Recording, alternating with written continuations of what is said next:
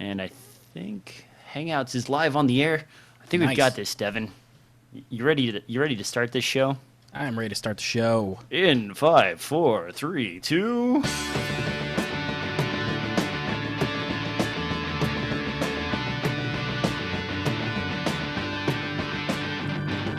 Hello and welcome back to another exciting episode of DSLR Film New Podcast. We finally worked the bugs out of Hangout, and Devin and I are Hopefully. back.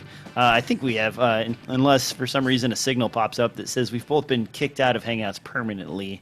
Yeah. Yet again. I That don't know was what not that was. fun. That was strange. It was a weird deal. But for the audio listeners, that podcast may or may not ever get posted simply because it was a big flaming mess as we struggled to figure out what was going on. Devin, it's been a week. What have you been up to, man? Oh my goodness. I've been trying to remember everything I've been doing for the past year and put together a bit of a reel, work on that marketing, go out and meet people, try to be social, all that stuff that I hate. Oh, that's a lot of work, man. And being It is a social lot of is work. tough. On my end, I just finished up another set of edits. I've got a very happy Pomeranian here on my lap who is continually pawing at me. But editing, I'm glad to finally be done. I did have to generate some proxies, and I want to put a complaint out there about Premiere and Adobe, their encoder. The new encoder has been giving me nothing but heartache. I had to actually switch back to the CS6 encoder because normally what I do is if I generate a bunch of proxies for somebody, I will have a monitor folder and I will leave it running in the background, and whatever folder I point it at, it'll go through and create output files for me without issue. But for whatever reason, and I don't know what's going on, Encoder was going crazy for me this week. It locked up my system, blue screen of death. It was utilizing 98% of my memory and all of my CPU cores. It's insane, and I don't know what the heck is Wow. going wrong with it. I contacted Adobe, and they said I should just delete everything and clean install. And it's like, I don't have time for that. That's a mess, yeah. They're like, well, install CS6, and what are you trying to do? I'm like, well, I'm just trying to create H.264 versions at 1080p of these, And they're like, oh, well, yeah, that should do it. And sure enough, put it in CS6, no problem. It took a little bit longer, less CUDA rendering, but it still worked. And I don't know what the heck is wrong. This is the third time that the 2015.3 update for Premiere and Adobe in general has caused me heartache and headache. So I don't know what's wrong with it. It seems like it's some sort of GPU-bound issue, but hard to say for sure. Devin, did you update? Have you had any problems Yeah, with the latest absolutely. version? I've been editing on it for the past 3 or 4 days, and I haven't had one issue with it. Then hate again, you. too, like you said, it could be a CUDA thing. Do you have your new 1080 cards or anything like that in there? No, I'm a little behind times. I'm using a Titan X in this system, which if you guys look at the specs, Titan X and the 1080 GTX 1080 are pretty close, within like Then, 8%. then my guess is that because I've also got a 680, which is kind of Older similar school. architecture. Then my guess is that because I doubt it's a driver issue, is it could be down to something they've done with the codec and the way that it reads the codec. Because what format are before you go to proxy? What format are those files? I think they're still just H.264 100 megabit. They're GH4 files and Sony A7S Oh, okay, files. GH4 So, file. Yeah, that's really bizarre. yeah, well, And I'm sure they're going to tell you, hey, why don't you try formatting your whole computer? That should fix it. yeah. Can you operate the ON OFF switch and then let us know how everything turns out? It's like, get out of here. Right. Leave me alone. Your troubleshooting is not helping me at all, you jerks. All right. Other than that, I think we've got a lot of news to cover. Devin and I were just talking on Sunday about how there wasn't much out there, and then all of a sudden, all these cameras drop. So on that note, Devin, I think it's probably time for the news. Time for the news. Time for the news. First, the legendary, we've been waiting for camera of all time, the GH5. We've rumored, we speculated, we've made up stuff, we've guessed, and now we finally no longer have to guess, or at least we can get a reasonable assumption of what's going on with this camera. Basically, at Photokina, they showed off some early prototypes of the GH5. I don't know if early is the term, but definitely they wouldn't let anybody touch it yet. The specs on this look pretty good, Devin. We're talking possibly the capability of 6K recording off of a 20 megapixel sensor. Is that correct? Yeah. And then we've got a new audio adapter style. So this one is on the top instead of in the handle, which it's more traditional, using sort of a Sony style interface on the hot shoe. You've probably been drooling over this. Run down the specs for me, Devin, on the GH5. Yeah, sure. The big thing that they wanted to splash with and then give no other details about was we're talking about being able to do 4K at 60p, as well for people who want to do high frame rate 4K, which is kind of crazy, especially in this market. Which I'm guessing, I don't know what DJ's thoughts are, but I'm guessing they're going to drop this for $2,000, maybe a little bit more, but I think around that price range. The other part that they wanted to let people know about is that if you don't push for 60 frames a second in 4K and you go for 30 or 24 in 4K, you'll get that 10-bit 422 color space, which can be really useful if you're one of those guys that likes to shoot flat and you need that extra color detail in order to shoot a flatter profile and correct and post and whatnot. So two things that like no other company has addressed. Like a lot of companies aren't doing internal 10-bit. I mean, you need to like think about FS5s or FS7s if you want to talk about 10-bit video. So obviously, because of physical constraints, it's not like Panasonic's going to go toe-to-toe with Sony or Canon over low light capabilities. This is kind of their way of like being like, hey, we're going to hit higher frame rates than you will, and we're going to try to get more color space. So they're definitely standing out with that. Now, as DJ put, something about 6K, they aren't super specific about. It looks like there's going to be a 6K photo mode, is the best I can guess, like a burst mode. The press release here, it says it also features 6K photo, and then there's an asterisk with a little extra note, which extracts approximately 18 megapixel still images from ultra high quality video with and there's the key, with ultra high quality video with approximately 9 times the pixel count of full HD, blah, blah, blah, blah, blah, blah, on the market 2017. So with that statement, is that saying that you won't be able to actually record video at 6K, but you'll be able to do this weird video stills pull at 6K? Does that... They once again, there is a lot of vague. No one can really get a lot of details out of Panasonic. They're being very tight-lipped about this, early 2017 release camera. My guess is that it's just going to be a burst mode of 6K that's able to do 30 frames a second, unlike their traditional fast shutter speed, which is probably going to be around what the GH4 is, which is like, 12 or 15 frames per second or something like that in a sport mode. So looking at the notes here, Devin, I found it really quick. 6K photo is a high-speed burst shooting function that cuts a still image out of a 4:3 or 3:2 video footage with approximately 18 megapixels. That's a 6,000 by 3,000 effective pixel count.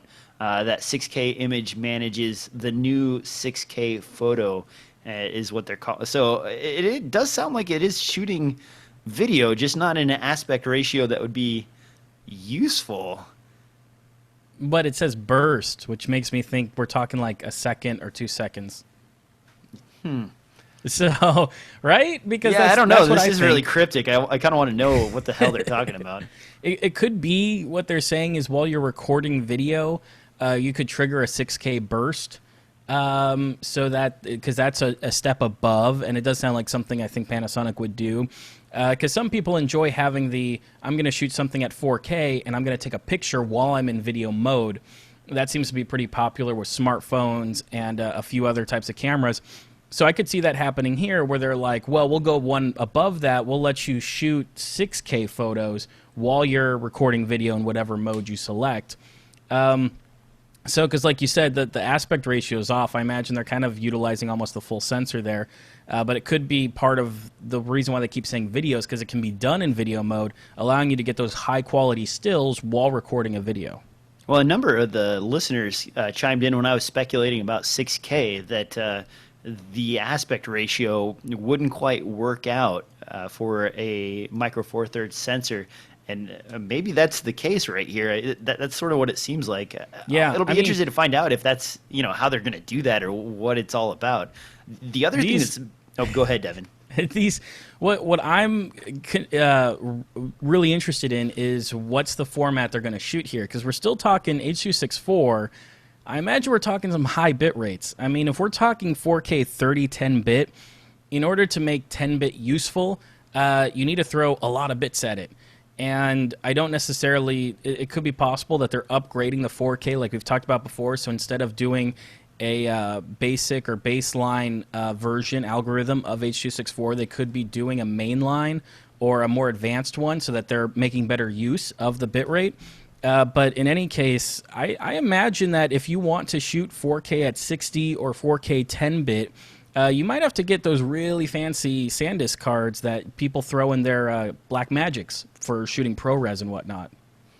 Now, one other thing that's noticeably missing from this, and I was hoping to see right at the top, is image stabilization.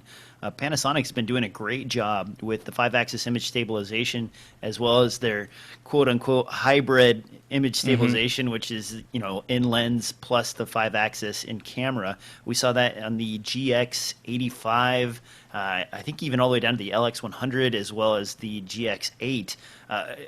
I don't see anything about image stabilization on this guy.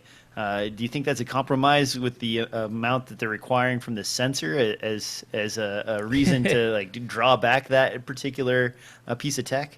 No, I mean, I don't think that it'd be a physical requirement not to have that feature in the camera, except for maybe in the interest of cooling. It could be a thing where running 4K at 60 is just too much, and it needs to have a big fat heat sink right on that sensor in order to keep it cool enough that you don't have a huge noise problem. After all, they didn't say anything about low light, but I imagine that they're not going to make the low light worse than what we have seen in the GH4. So I could kind of see that. What I'd like to see is an option to relocate the XLR jack in terms of like what Sony has, where they have that extension. And I would like to see as well, I don't know, people keep complaining about where this headphone jack is, like it's a serious flaw. Like people are making videos about like they're screwing it up again. The GH5 is going to have the same flaw as the GH4 and GH3. And I understand that it is kind of annoying that your screen can't be moved when your headphone jack is in. No, I totally get it, but at the same time, I don't consider that a deal breaker. You're shooting with a tiny hybrid camera, and I don't expect everything to be perfect. If you want everything laid out like the best way possible, you need a bigger body. And there's like, I don't know, there's a bazillion other things that I would be upset about and say is a flaw before a headphone jack, like possibly the ability to smoothly move between different ISOs. That's something that a lot of video cameras can do when you adjust their gain or ISO. They can do it smoothly, where, of course, a DSLR thing like the GH4, GH5 is going to do it in hard stops. So, I mean, there's all these other little things, and I feel like everyone's taking this little nitpick and exploding on it. So, one last thing. So, pricing, you mentioned you thought maybe $2,000 didn't sound unreasonable for this. Yeah. I'm looking at this right now, and let's do a side-by-side. So here is the new Canon XC15, and here is the audio-adapted GH5. Now, between these two, they look very, very similar in form factor and shape. All the features, and I'm glad you picked up on that heatsink thing. That's what I was hinting at when I was talking about the motion there. I'm going to say, without without the audio interface, 1,600 again would be perfect, or maybe 1,700, 1,699, and then a $2,000 mark with the accessory audio adapter. Does that sound reasonable to you? Yeah, I'd say that's probably the mark that they're going to try to hit. I wonder too if it's still going to be compatible with the old mounts. It looks like the old vertical grip is probably going to be the same, and I would hope so, as well as that I imagine from the way that the old YAGH, whatever that thing is called, adapter would probably work on this as well, because as long as some of the pinouts are the same, it's getting most of its data through the HDMI. And while I know a lot of people are like, oh, it's too big, requires external power and everything else, I still think that, even though it's a bit niche, is a very good accessory to have in order to allow for SDI output without an adapter box, and XLR inputs. If you need the SDI out anyways, you also get XLR in. So like, I think that there's a lot of use in that, and I would hate to see it just die after one revision. And seeing as how they've kept basically the same shape, I mean, I think the curves are a little bit different, but I think, DJ, you can like kind of confirm that whatever box your GH4 will fit in, this GH5 will probably fit into the same cage. I hope so. Speaking. The I hope so Veribond too. cage, I love that. I use it continually with my GH4, and I would love to just have something exactly like that for the GH5. What's nice about this, and it's actually something I've kind of been enjoying with that. Remember the Saramonic XLR audio adapter I reviewed recently, Yeah. the one that goes on the top? I'm getting back to that form factor. I love it. The Sony A7S Mark II with that adapter on top, it's very handy. It's great. It's great to be there, and it actually mirrors the way I used to have it set up with a juice link at the end of a handle on top of the camera. I'm really happy they're doing this. I would still not be that excited about their YIG or YAGH adapter that they had previously. Their 'cause, I mean, monstrosity of an adapter. it's great that Panasonic listened and people were really asking for this, but I don't think anybody realized what they were asking for, or it wasn't realized the way we wanted.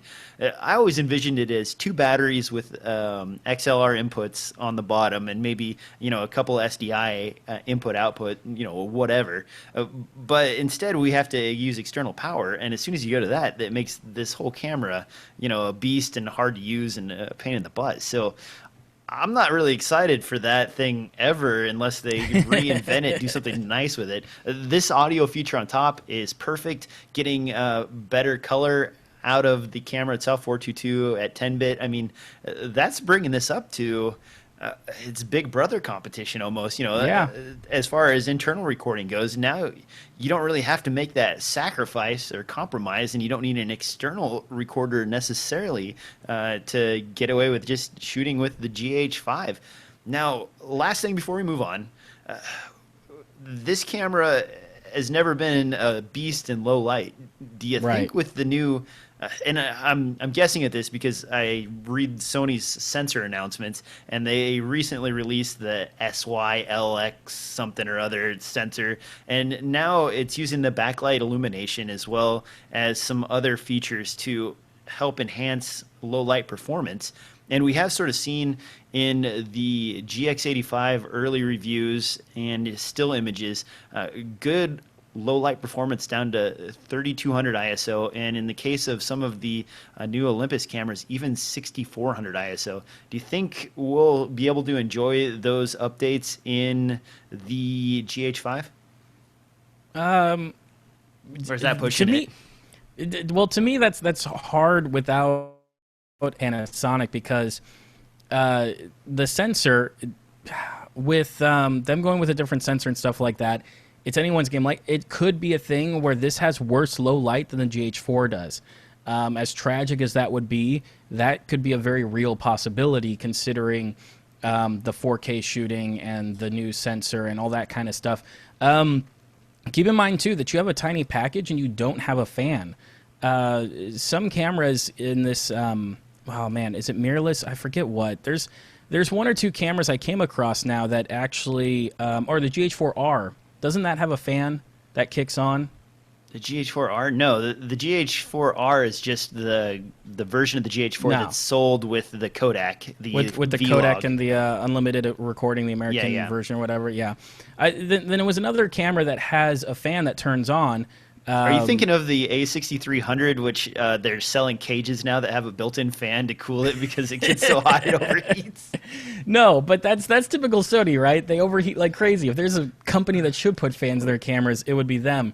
But keep in mind that there's a lot of limitations on what you can do with a body this small and how much heat it's going to produce, and not having active cooling because you want your weatherproofing and everything else. So something else to consider. The reason why things like the C100, C300 have these crazy ISOs that are super low light is not necessarily because they're not full frame cameras. It's because they have fans and they have all this active cooling to help them get the least amount of noise in their image possible. So it's really a toss-up on how this sensor is going to perform in terms of low light. I'm sure it's obviously a concern of Panasonic, as with photography or anything, that I'm sure they're working on it. I doubt it would be any worse than the GH4, but at the same time, I'm really not expecting it to be that much better. Yeah, I Because hope Panasonic so. puts reliability above benchmarks and numbers. Because I've never had any Panasonic camera I've used have stability problems where shooting with things like the Canon M series or the NX5 or the NX7 or a lot of Sony mirrorless cameras, tons of overheating issues all the time. Always have to stop recording, let it cool down, put fans on it and crap. We've done all kinds of stuff to try to keep those cameras cooled off, and I've never had that kind of issue with a Panasonic, even if I go out on a 90-degree day and start shooting all day. So I just don't expect a lot more than what we've already got from it. And I imagine they would be advertising it if they did something that substantial. There's a couple quotes in the chat room right now, and yes, now guys, the YouTube chat room is live. It actually does work, and I can see it. And they're saying that a few people are saying that they've never had any problems with the A6300 overheating. I can't personally attest to a long shoot, but I can tell you that the test models that I got to play around with in Vegas got extremely warm in 10 to 12 minutes worth of rolling footage, to the point where it was like a little uncomfortable to hold on to the camera. Is that going to happen everywhere? Probably not. But Sony does hold their cameras together with bubble gum and glue. Yeah. So, keep that in mind. All right, moving on down the line here, we do have more more cameras to get through, and we've already 22 minutes into the show. Let's talk about this next Micro Four Thirds camera. This is the Yi, and it's a number of you correct me. It's Yi Action Cam company that's making the M1. This is basically a 20 megapixel Micro Four Thirds sensor with very little control on the body, but it does offer up full touchscreen support, full phone support, 81 points of contrast detect autofocus, touchscreen navigation controls across the board, 5 frames per second, continuous shooting. And the crazy thing about this guy is the price. They're expecting to sell this with 2 lenses for about $450, and that means the introduction of a 42.5 millimeter f1.8 lens, as well as a 12 to 40 millimeter f3.5 to 5.6 lens, and a 330 with a single lens. Those are some incredible prices for a Micro Four Thirds body, even as an interchangeable, lens camera. That's cheaper than many action cams. Devin, What do you think about this weird freaking camera? It's, you know what, the price is good. I think that it would be a bad idea to buy it right now. Not that I think that it'll be a terrible camera, but I think that probably in its current revision, it's not great. And I mean, that's without any hands-on experience. This is me just speculating here. But just seeing as how I would say Yi is kind of a little bit worse than Blackmagic in terms of putting out a product that really needs some hardware revisions, and they are responsible. They come out with hardware revisions and software updates and firmware and everything else, and they work hard on their products, but I tend to see them trying to beat the market by coming out with a half-baked product first and then fixing it afterwards. You think it's half-baked, though? I mean, really, if you think about what's going on here, they've sort of played around with the whole touchscreen interface on their previous cameras. They've gotten their mobile software, and I can attest to this on the 4K Action Cam.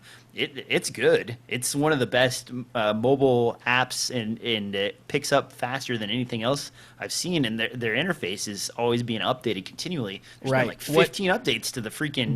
But this is a whole nother realm. Because you don't think they'll be able to just port that stuff over to this? No, I don't. And the reason why is because now they have to work with other people's hardware.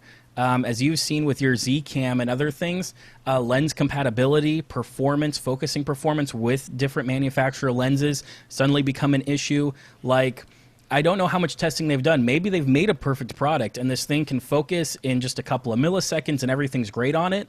But I kind of feel like out of the box, it's probably not going to work amazing with every lens you put on it. And it may be a little slow and sluggish at doing a few things. I mean, you're right. They when they went to the 4K action cam, they pretty much fixed every issue there was with their previous action camera, including the user experience, the software, the interface, and everything else. But they open up a whole new can of worms when you say we're going to make Micro Four Thirds and be a part of this standard, because other companies that aren't in it as long as Panasonic or Olympus, they sometimes struggle when they have to deal with all these different lenses coming from different people. So it could be perfect. I don't think it'll be perfect coming out of the gate, but I think over time they'll update it, they'll work on it, and it'll eventually probably be a killer deal.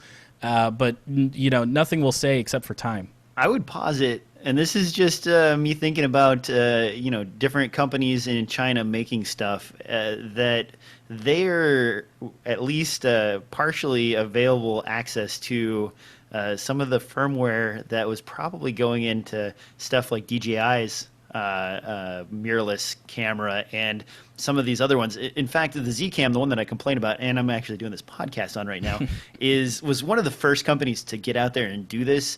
And they stumbled a lot trying to get started, to beat the first to market. Now, DJI has done a really good job with this. I haven't heard a lot of complaints about the Osmo or any of the other, the X5 or what have you. And the standard is open for Micro Four Thirds. So, now that these other Chinese companies are developing Micro Four Thirds cameras and sensor packages together, and they're obviously using a Sony platform chip with, a back end that's probably from a mobile processor of some kind. That all put together, like what do they really have to do? They have to design an industrial package for it. They have to pretend like they came up with their own firmware and steal some from someone else, and then attach that to a touch interface that's really sexy and easy to use. And I think they're almost there already with some of their other stuff. I would bet you that this is at least as good or better than the Z1 action cam that I'm using right now. Now, there are some questions to this. No idea, what the HDMI output is on this thing at all. Is it going to record for more than 29 minutes in 0.99 seconds? Right. Is there going to be any of those things? I don't think so. I would guess that those get overlooked and they're okay, but there isn't a lot of interface on this guy either. So, what are you going to do with it? You can't get audio into this, obviously. No. And the 4K, I think, is more of a selling point than anything else. I don't think there's no one's imagining using this as their go-to camera the same way that, with our GH3s and GH4s and A7Ss and things like that are a little bit more built for doing that kind of work. So I don't think there's anybody who's thinking, hey, this could be my 4K camera. But I think it's one of those that this is kind of for hobbyist photographers or somebody who wants a really small package camera that they can still do interchangeable lenses with. And my gosh, even though the lenses seem pretty cheap, it looks like some high performance lenses that come with it. You've got the zoom, which is kind of your slow 3.5 to 5.6 f zoom. But they do also have a prime too, which seems, what's the price difference, like $100? Yeah, it's pretty affordable. Both of these lenses are super affordable. So, I mean, I think it's for hobbyists or beginners or people like that who are also like, hey, you know what? I could shoot a video of this real quick. And yeah, it's got a crappy onboard mic and, that's that. But still, you seem to get a whole lot of camera for very little. And I think that's really the main selling point, which is most of Yi's stuff. As we'll see with how GoPro compares with Yi and all that. I'm going to jump around in the notes since you mentioned GoPro and skip over Canon for now. And let's take a look at the Hero 5, which is the black edition here. This was just announced pretty I don't want to say lackluster because they're doing a lot of good stuff. But when I was reading through the specs on this, it's like, oh, wow, guys, you really followed the Yi 4K action cam pretty well. You added a nice touchscreen on the back. You finally added digital image stabilization inside. Everything else looks about the same, except now it's more in line with the session, in that you can, dive underwater with it and go down to 33 feet without a case around it. What do you think about this, first of all? And then secondly, let's talk about price. $399 is the intro price for the Hero 4 Black Edition. Is that very competitive considering all the things that are coming out right now? I would say so. As I've said before with the 4K Yi camera when it came out, is I said it is a lot less, but there are sacrifices being made here. If you really want to dive down of what we do know, the differences between the two cameras is while they both have Wi-Fi and the touchscreen and everything else, I imagine the GoPro's still not going to match the Yi on battery life just because there is more features. Things like an always listening microphone and stuff like that will start to eat into battery a little bit. But the big thing you get with the GoPro is you get the Pro Tune.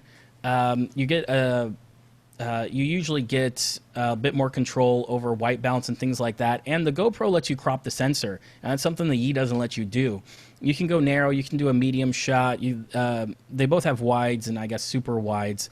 But that's something else too, is the GoPro is doing a little bit of post-processing on that stuff. Now the GoPro is having a de-warp mode, which they don't expressly say if that'll work in 4K or not. I imagine it won't.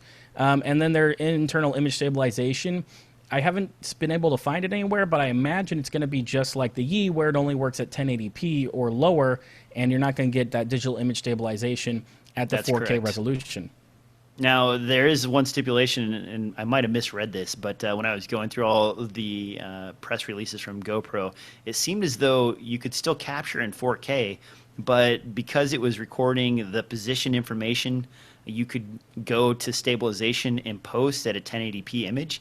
So you could capture 4K regardless and then stabilize afterwards simply based on the rotational and position data that's gathered as the camera's filming, which is an upgrade compared to the Yi 4K Action Cam, which, Sure. it does that on the fly at 1080p, but it is on the fly. So you're sacrificing the option to record 4K. Is that enough, though? I mean, I posted in the show notes here and looking at it, there are a number of cameras now. Sony just announced the FDR-X3000, a name that just Great rolls name. off of the top of your tongue. Love you, Sony. It's so great. $399, and this thing has 4K sensor image stabilization, which is the 5-axis moving sensor to take care of image stabilization, which means you get stabilization at 4K as well as any of the other video settings that are available for this guy. That's the same price. And it's also, you don't have to have a special case to go underwater with it. And then we have the Yi 4K Action Cam, which is $249, and arguably, and I agree with you, Devin, the image quality for the Hero 4 Black Edition, in my testing, has been a little bit better than the Yi 4K Action Cam, but not so much as to say like, oh man, if you have $400, you should definitely spend it on that. No, Right. no. I would say spend it on the Yi, and the money you save will buy you accessories, cases, extra batteries. Maybe take your wife out to dinner because she's hungry for some good food, and you can film it. And the other thing that's being sold with the GoPro Hero 5, as well as the new Session, because they do have a Session which includes the high bit rate. They call it the Session 5, which has the same high bit rate, does the 4K shooting, and has, of course, the waterproof that the old Session had and everything else. I think it's just kind of lacking a few of the pro features, obviously the touchscreen and everything else, but does say it includes that image stabilization as well in the Session, and that's $100 cheaper. But really, what the reason to spend more would be kind of, I know it sounds weird, but if you're part of that GoPro lifestyle, in terms of the new GoPro quadcopter that came out and gimbal and support system and everything else, because that new GoPro drone is only for the 3 top cameras, which is your Hero 5, I think the Session 5, and the 4. So you're talking about this guy right I am talking about the here. GoPro Karma. Yeah, the Strange Karma. name. Yeah, when I saw that, I thought I misread it. I thought it was like the Chimera or something cool, but it's Karma. Really, guys? Yeah. So, what's the price on this? About 1,100 bucks with a GoPro. Does that sound right? I thought, oh, with a GoPro, yes. I think without a GoPro, it comes in at 800. That's not bad. I mean, remember the days when a quadcopter would set you back somewhere in the range of $3,000 for the early, Yeah. early systems. Now, looking at this on B&H, Devin is absolutely right. This is, if I can actually click on show notes, which for some reason is I frozen did up on me. update the show notes without telling him, so that's my fault. Yeah, yeah. For some reason, it wasn't letting me switch. But here is the Karma. Yeah, basically $1,100, and that includes a Black Edition Hero 5, which, I mean, that means that the quadcopter is really only what, about 450 bucks or 500 bucks. And no, I can do math here. Yeah, you can. Don't let me lie to you. It's $600. That would be the difference between the. No, it's $700. I am not doing good today. What is wrong with me? Yeah, so $700 difference. That's still a pretty affordable price for the Yeah. quadcopter. And then on top of that, if I read this correctly, can't you remove the stabilization platform off of this and use it similar to what the DJI Osmos or Osmo? Absolutely. So, what they're doing with the Karma is they're kind of selling a system, and that system includes the quadcopter and includes the gimbal, mechanically as it is, that 2-motor gimbal. And then it's also including a handle to allow you to detach that gimbal and use it elsewhere, compatible with all the GoPro mounts and everything else. So you're really getting like quite a lot. It's coming in at a very aggressive price point, which I wouldn't expect from GoPro, but it's saying that we have this snap together system where, first off, the quadcopter folds up its wings, folds up its landing gear, and it's super flat, unlike a lot of quadcopters. So the backpack is actually like a normal size backpack. It doesn't look like you have a turtle shell going on. But then at the same time, you just snap off the gimbal, snap it into a handle, and now you can run around with a handheld gimbal. You can attach that to your backpack or, your surfboard, whatever you're doing. I saw people using it out while surfing, so I'm assuming the handheld gimbal part is somewhat waterproof, possibly, maybe splash proof. I mean, they didn't explicitly say it, but in their promo, they show a lot of water around the handheld gimbals. So I'm assuming that they're like trying to market it as like, yeah, this thing is like pretty good, especially if your Hero 5 already has that waterproof ability. So you do get a lot. The one thing, though, is because it's GoPro, it's only going to work with GoPro products. And that's, good and bad. The fact you can snap it all together when you're remotely controlling the drone, you're getting the feed from the GoPro. Unlike some drones where you don't necessarily get the feed from the GoPro, you have to set up a second camera, as well as the ability to control it and have all of that just ability, the way it all works together. And I mean, we're kind of talking like Apple products here where, hey, when you buy all the Apple products, they work really well together. It's like, yeah, I hope so. But that's something to consider too. So while, yeah, like the Yi is cheaper, if you want a totally nice, cool, snap together package of gimbal and quadcopter, then you need to get a GoPro anyways. So, I think GoPro's smart to kind of expand outward because everyone's taking advantage of their cameras in all these different situations, and GoPro needs to jump on board and start being like, well, we're a first-party product. Let us give you a first-party drone. Well, ironically, the company that we were just talking about, Yi, also at Photokina announced this guy, which is basically the same concept. I mean, it's their Yi 4K action cam on a tricopter instead of a quadcopter with pretty much carbon fiber rotors up to 75 miles per hour top speed. I don't know if I'm brave enough to fly a drone. That's kind of crazy. But I mean, it's way faster than the GoPro because I'm pretty sure most of your Phantoms and the GoPro will probably hit maybe 35 to 40 miles an hour. Yeah, and this thing isn't really crazy. The Karma can fold up, and Right. this guy is actually sort of just a stationary piece. But I'm guessing they'll come in with some crazy low price on this as well, and then Sure. it'll be very attractive. I don't know what's going to happen to GoPro, and even Sony's doing a really good job right now. with their, again, I complain about the name, but the 3000X FDR, whatever, that action camera, the sensor system that's used in that is the same sensor that's basically being delivered across the board for all of these action cams. And, in many tests, the Sony 4K action camera and the Hero action cameras have been neck and neck for image quality, and they've always been the top of the herd. Sony's ahead of them as far as technology goes with the, moving the sensor, the 5-axis image stabilization versus digital stuff. You think GoPro is going to kind of give up on these this next session, so to speak, of cameras and start moving heavily towards software as opposed to hardware and let these other companies kind of fight for the little scraps and pieces of the action market? It could go in that direction. I think what's definitely clear from GoPro's marketing over the past couple of days has been they're trying to sell an entire package. Now with including, we didn't throw it in the show notes, but a GoPro Cloud subscription where when you plug in your Hero 5 to charge it, it automatically jumps on the Wi-Fi and starts uploading its videos to its cloud. So then when you jump on your mobile device, your laptop, whatever, you can start editing that footage. I'm assuming virtually through the cloud you'd edit the footage.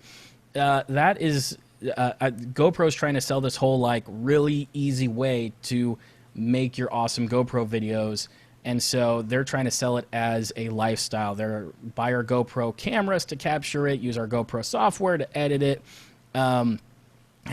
they've always kind of tried to keep a social thing up, and I think they've done a pretty good job for a company that's mostly doing action cameras and is mostly hardware based. But them getting the Cineform codec and breaking that open, and then their software hasn't been bad. There's nothing wrong with their software. I know a few people who edit using the GoPro Studio, and they're putting it all together to make this lifestyle of from you going on your trip to you sharing it with all your friends. GoPro's going to carry you through that, and I think that that's where they see their future in their market, is trying to orchestrate this entire thing. Kind of like Apple in a way of, hey, your Apple phone with your Apple contacts will work on your Apple computer and all that kind of stuff in your iPad and sync it all together.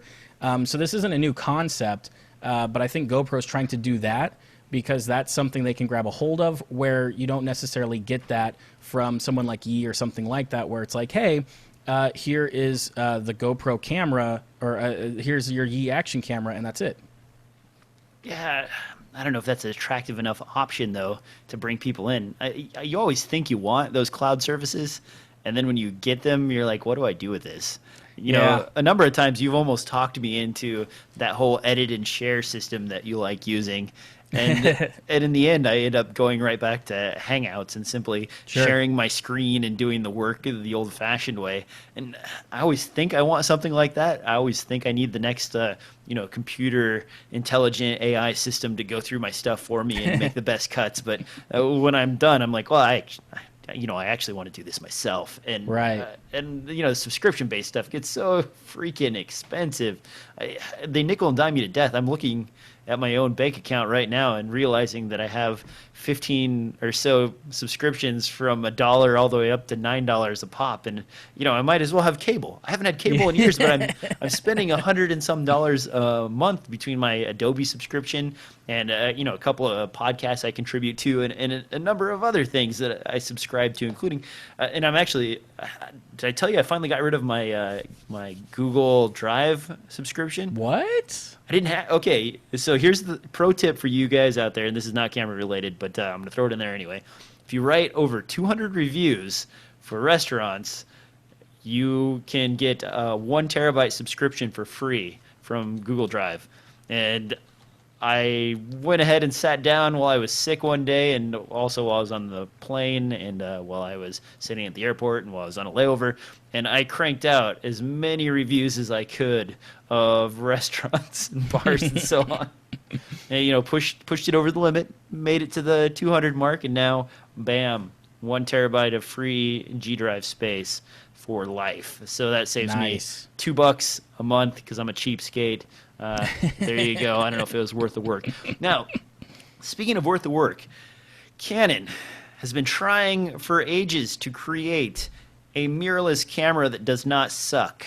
They've failed many times, And finally, after several attempts, and don't get me wrong, the EOS M was a great, affordable film camera and an okay to sub okay photography tool, I guess. The main reason that it was attractive is because it basically, once it got Magic Lantern enabled, you got some video features out of it, and it Right. dropped down on the used and new market because it was such an unpopular camera to like $200. So at that price, it did become a very compelling, film tool for 1080p recording with a APS-C sensor. Well, now Canon is jumping in again, and this time, I can't complain as much because look at this, guys. A 24.2 megapixel APS-C sensor, a Digic 7 processor, which is keeping up with all the things in Canon's lineup, a 2.36 megapixel or megadot EVF, which that's pretty good. Not quite as good as the 2.8 you're getting out of some of its competitors. Full 1080p recording, a little bit behind the curve. This has also got image stabilization, and basically it looks to be a very similar sensor to what the rest of the APS-C line has. And of course, the strange 5-axis image stabilization included on this. What? Canon hasn't given this to any other cameras. It's missing from the 5D Mark IV, and this guy is going to price in at about $1,000. What do you think, Devin? I mean, I just spewed out a mouthful of specs. Yeah, you did. It was a whole page of specs. One by once one, again, read in order.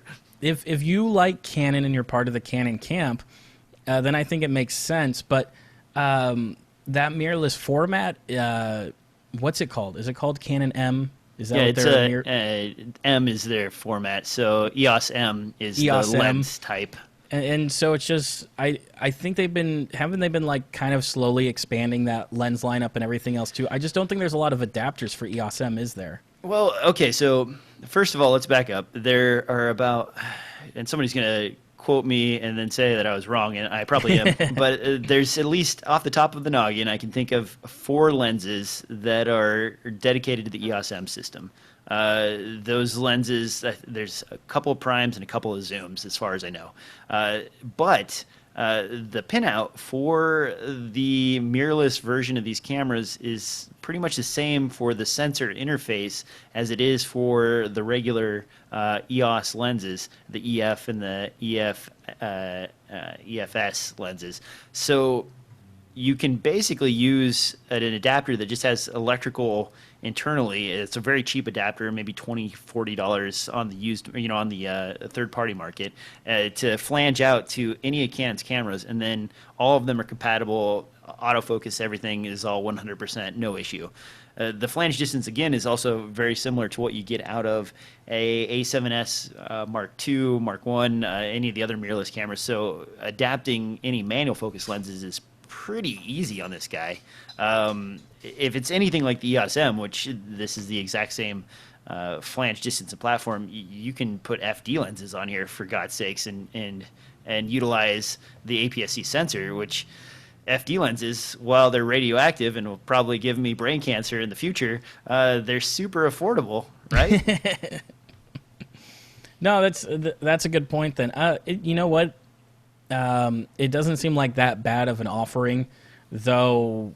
I don't have any kind of native glass for anything like that, so it'd be hard for me to ever jump ship into that camp, just because unlike an Olympus or a Panasonic or some of these Chinese manufacturers coming out with other cameras, I don't have much of a collection that goes into an EOS M, as well as I don't have a lot of Canon glass to adapt either. Though I imagine if I had more Canon glass, it'd be something to consider if you want a small, compact mirrorless package.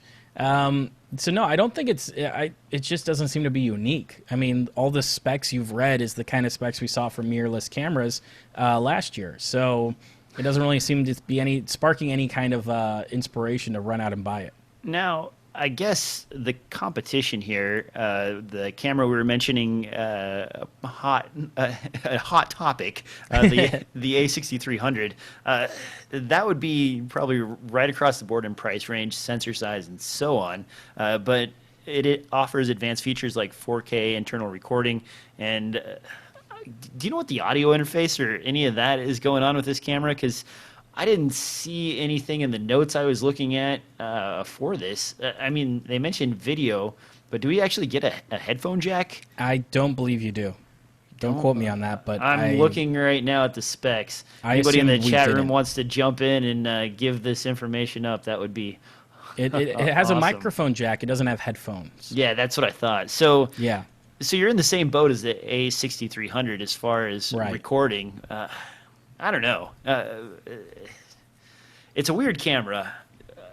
For stills, like I can tell you right now that the dual pixel AF detect system that's in the 5D Mark IV that I've got right here actually does a very good job. It's very usable. The touchscreen system is also very nice. If this works anything like that, I would say that this would probably be the best AF system that they've had on any of their EOS M cameras to date. Previously, that was one of the big issues with the original EOS M and EOS M2 is the AF system was just a big flaming pile of hot manure that was almost useless. Yeah. This thing, I don't know. I like it. I like the idea of it, but it seems like it's 2 years too late, maybe 3 years too late. Does that Yeah. sound right, Devin? There's nothing inspiring about it. It's kind of the same specs we've seen for the past couple of years.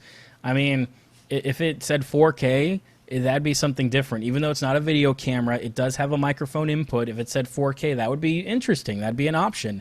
But saying, hey, we've got 1080p at 60, 9 frames a second on a mirrorless camera seems slow to me. I could be wrong, but that feels a little slow. It has that inbuilt stabilization that the Sony does, and it feels like this is the camera they were building before Sony released their camera, and now they're like, well, we went through all this R&D, let's release it and just try to recoup some of the cost. Poor Canon. I'm not going to rag on this at all, guys, because it is, in concept at least, a pretty decent design and build. But, I'm sure there'll be a lot of anger floating around with this particular body. Now, let's move on to two things that didn't make it into the last show. If you guys were trying to watch that one, it fell apart pretty fast when Google Hangouts kicked us out. We had two things left we were going to talk about. And one is a new lens. And actually, now that I'm bringing this up, there's tons of lenses coming out of Photokina, as well as two other cameras, which I'll probably save for the Mitch show coming up here on Friday. But we will acknowledge that Olympus did announce a new camera, as well as Fuji, so those are out there. This lens, though, $3,500, basically your standard ENG zoom lens. Devin, does this get you hot in your pants? A little bit, because I imagine using it with something like an FS5 or FS7. Having that servo-powered zoom is useful when you're doing documentary work and you're actually going to be rolling footage while you're zooming and changing composition. Of course, it's super pricey, but then again, with the large range on this, I guess considering it almost a super zoom, this is kind of built for people who spend a lot of money because they're only going to carry one lens on their camera for the entire shoot, more or less. So I understand this or that part of it, but for the most part, for me, it's exciting. I really like it. I'd want to hold one and try it out and see what it's like to shoot in the field, because it definitely feels like this thing is built to be stuck onto Sony's video cameras. So for photography purposes, I don't know, but for video purposes, I feel like this would be a great thing to pair with one of those Sony cameras. Now, $3,500, you could probably buy a number of good primes for that. Okay, so this is one thing I want to talk about really quick while we're looking at the zoom. You mentioned ENG and documentary work. Sure. I'm always accused. People tell me, "Well, when do you actually need a zoom, DJ? Do you really use a zoom? Is a zoom even necessary?" And I always come up with a lot of excuses, but I shoot a lot of narrative stuff where I'm telling a story and, a little bit of subtle movement with the camera when you can't actually slide it around emphasizes stuff. Devin, in news, when are you zooming in and out? Are you really going in and out crazy all the time? Or is it like somebody on the other end gets you on the radio and says, "Hey, I need a close up of this shot," and they cut away and then they cut back to you? It's usually the later. There are times when you do. It really depends on the format. whatever style you're doing the documentary in or whatever style the news station is, because there is slightly different styles to news. I know people make fun of it because a lot of it seems to be very cookie cutter, but there are kind of different styles. And so sometimes one of the shots will be like you'll be zoomed in on a logo of a company, and the reporter will start talking about it, and you'll pull out and pan over to the reporter. That's an old school news trick to kind of establish the location and get the reporter in the same shot, and you can do it live. So there's a lot of that, but as well, you don't have time to switch lenses. If for whatever reason, the way you've set up your camera, the podium ends up just getting picked up and moved back 20 feet for some reason, you need to be able to punch in and still get the shot. So it's more just having the availability of that full focal range. But there are a few times where creatively a motorized zoom can really come in handy to push in or pull out slowly to establish certain things. I've even in studio use, we use it a lot of the time, especially anything where there's a lot of camera movement. Like if you throw a camera on a jib, doing zooms on a jib and everything else adds a lot of production value. Looks really cool. A lot of people like doing it. So, like I said, it's usually more the later. It's that convenience factor where I don't have time to switch lenses. I need to be able to correct my shot in less than a second. And you're never going to do that with a lens change. So it becomes really important for that. In documentary work, you may be like focusing in on someone doing an interview, and then a gunshot goes over to your right, and you need to go to a wide. Like things like that are happening in the moment you can't predict. And so a zoom just makes so much more sense in those environments. Obviously, there's a few ways you use it in narrative. You know, Hitchcock has used zooms and stuff like that. So it's not like you look like an idiot for using zooms in narrative work. And sometimes it can help you to move the production faster, and saving money is part of, you know, getting the production done under budget. So I'm kind of one of those guys where I'll be shooting something with a zoom, and I don't do the dramatic zoom in or zoom out, but I like just a subtle amount of motion as you're going, and that it sort of makes the shot feel like something's going on. And I prefer that far more to the whole like I'm gonna go handheld and shake the crap out of my camera and make this look like junk. Now, last question on this lens. I assume something like this would be parafocal, right?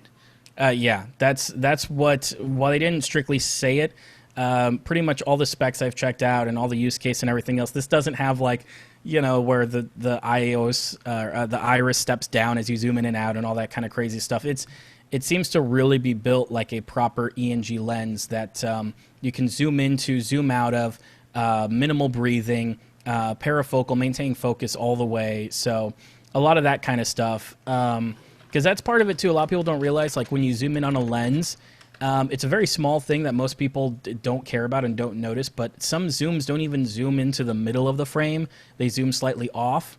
And when you've, of course, like when you focus, that'll change your zoom on some cheaper DSLR lenses. Of course, like Canon L glass tends to not have these problems. It tends to be very well put together. And like you said, it's really expensive for this glass, but keep in mind that this glass is built for 4K, and consider the cost of a 5D and a 24 to 70 Canon L series, like the newest version, if you're to buy it new out of the box, and you're kind of looking at the same price of like an FS5 and this lens. So more or less, like give or take 1,000 or 2,000. But yeah, that's a fair considering, argument. Yeah, so it's like it's not outrageous for the lens to be priced like this. A lot of your old school ENG lenses, B4 mount, bayonet mount that you would use on your big shoulder rigs and everything else, those are usually going anywhere from $1,000 for standard definition lenses, which are a bit fuzzy, to if you want talking 4K lenses, you can spend all the way up to $20,000 on those kinds of lenses that are super zooms that go from like 4mm to like 100mm with a, you know, a 2Xer built into them and all kinds of stuff. So it's not outrageous. This is actually, I think, really well priced for the kind of glass you're getting. It would be funny to see this on a A7S, considering the size of this lens. But I think really what they're like, hey, you want to use your FS700 or FS7 or FS5 for news work, this is the lens you get. I took the A7S Mark II out on a shoot on Friday, I think, maybe Saturday. But I had a 70 to 200 IS f2.8 on it. And it was like the camera doesn't get the lens gets the camera. Yeah. It's sort of that awkward bit where you realize that you're basically, you don't need to put your camera on a tripod. You just put the lens on a tripod and go. And a small note, too, because we were talking about lenses. We didn't have this in the show notes because it's not a story, but Panasonic says they're going to release a new 12 to 35 and 35 to 100, and that's why the prices have been dropping on those. So Really? if you've been in the market for those pieces of glass, like I have, it may be a good time to pick them up in the next couple of months. Probably they'll release it with the GH5 next year is what I'm assuming. I was a little disparaging of the 12 to 35 from Panasonic, and it's only because the Olympus lens is made so well, and then when you hold on to the Panasonic, it's like holding on to a plastic toy. Olympus does a great job, but the latest Panasonic lenses, that 15 millimeter f1.7, I think, that I picked up recently, they're made a lot better than they used to be. A lot less plasticky, a lot better thought process in the design. I would love to see Panasonic incorporate the whole click to manual focus into their lenses, because that's one of the things that I love about the Olympus 7 to 14 that I'm actually shooting on right now. It's really handy to just reach over and change focus like that as opposed to fly by wire. Hopefully that's something they do in these updated lenses. I didn't see that announced though. The other one. Actually, I'm going to stay away from lens announcements because there are so many of them. Save it. I'll save it for the next show. Last thing on the list, Devin, before we get out of here, let's talk about this. This is less exciting for me than maybe, I don't know if it's even exciting for you, but it's in the show notes, so we're going to talk about it anyway. Basically, some updates are coming to the Atomos. I never pronounce this right. Atomos. Yeah, Atomos, I think maybe. Something Maybe. like that. Yeah, Doesn't matter. the guys that make the ninja, the karate, the knife blade, the sharp weapon, all those karate sounding names, they're updating their 4K recorder. What's going on with this? Well, HDR is, I mean, you can get really technical with it, but I think really what it comes down to is it's kind of like just getting 10-bit as a video display. So you get a lot more dynamic range, you get a lot more contrast. And I see this definitely being, after 4K, everyone's talking about 6K TVs, 8Ks, and everything else. But we know 4K content has been dragging its feet because it's expensive and big and everything else. And 6K and 8K content probably won't be coming for at least a little while. I really see the next innovation because I don't really see 3D TVs getting much more market share than they already have, is HDR, which means TVs and computer monitors that are 10-bit. This used to be like exclusive for color correction monitors and all kinds of stuff for people who worked film and whatnot, but it's bringing that contrast level much closer to what you could get in the cinema in terms of detail and information. And what's kind of cool, and this is why things like the GH5 having 10-bit 422 color is so important, is because as Atomos recognizes it, HDR is going to be kind of the future of displays. At least I think so, and I could be totally wrong, but I think that's kind of going to be the next thing that starts picking up steam because it's the most easy to implement. And if you have 10-bit coming out of your camera, then you can record HDR because it's, like I said, it gets technical, but basically the same Gives you thing. enough dynamic range to work with. Yeah, it gives you enough dynamic range that storage. you make it a format out of it. So this is a free update, which is great. So if you have an Atomos, one of the ones in the list that's compatible, you can throw HDR now. You can record HDR footage and start editing with it and working with it. And I wanted to take a moment just to say, this is something to look out for because I really think this is going to start showing up in people's living rooms sooner than 6K, 8K, or anything like that will. Now, I haven't heard a lot of news about the Blackmagic 4K capture monitor in recent months. I heard some people complaining that it wasn't compatible with DCI. Have they added any kind of HDR functionality to the competition, basically? Or do you know, Devin? Because you keep track of Blackmagic more than I do. No, I can't. As far as I know, no. I haven't seen any update notes or anything like that concerning DCI formats and whatnot. I wouldn't be surprised. DCI is kind of a hard thing to hit. I know things like the GH4 are like, hey, we have a Cinema 4K, which is the resolution of DCI, but actually like packaging your film per se to go into festivals or something like that under the DCI format, I've never done it before. I just know that it's a pretty complicated process, and there's a lot of hiccups along the way because they're very stingent about that format. Okay, I just wondered. I have to look back into that. I saw the used price of those dropping down to like $600, and I was trying to talk myself into it. I'm like, yeah, that's Of course you were. That's a decent monitor. Yeah. I need one of those probably. Why don't I buy one? No, no, don't buy that, DJ. You don't need that. Right. All right. So that's pretty much it for the news this week, or this episode. Devin, do you have anything else you want to talk about before we get out of here? No, I got to get back to editing. Oh yeah, and I probably should get back to work too. I've got the bathroom door ripped off right now, and I'm lacquering it. I sanded it down and doing this beautiful thing, but it also means there's only one bathroom in the house, and it's right by my bedroom. So my wife gets to walk by as I'm using the restroom. I'm not going to get too descriptive, but it's unpleasant for her, and it means a less of an evening life for me, so to speak. I won't elaborate on that. Guys, we love having you. I like this new chat thing. It's really nice to actually be able to keep up with the chat. So that is very cool. Thanks everybody that watches the show live. Be sure to rate, subscribe, and tell us what you think. Leave questions in the comment section on YouTube. We read those. We check them out on a regular basis. And, don't forget to hound me if I forget to put up show notes or correct me if we get stuff wrong. Devin and I, as well as Mitch and I, do this kind of on the fly between work and other jobs. So we really appreciate you guys, and hopefully you can put up with the occasional mistake as we make them scrolling through here. Now, Devin, where can people find you? You can find me on Twitter at DevoCut. I welcome all comments and any conversation. And of course, guys, you can find me at DSLRFilmNoob.com, at DSLRFilmNoob on Twitter, and you can find this podcast anywhere podcasts are distributed, including SoundCloud, iTunes, and other places. Probably I don't know where they're at though, so tell me if you find it. Thanks for listening, thanks for watching, and we'll see you next time on another episode of DSLR Film Noob Podcast. And cut to the intro outro screen.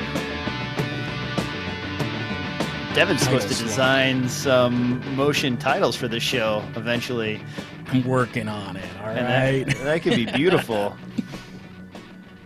That's it for the audio listeners. If you guys are looking for the rest of that last show that did kind of go sideways, the audio will go up tonight for that. I had to do some editing because it was recorded for 5 hours because somebody forgot to shut off the recording. And then I had to sort through the audio clips to find the stuff that was actually pertinent to the cast. So look for that if you wanted to find out what you missed there when the video cut out. Devin, you have anything else before we go? Because otherwise I'm just going to end this broadcast now. Have a good night, everybody. All right, take care, guys. See you next time.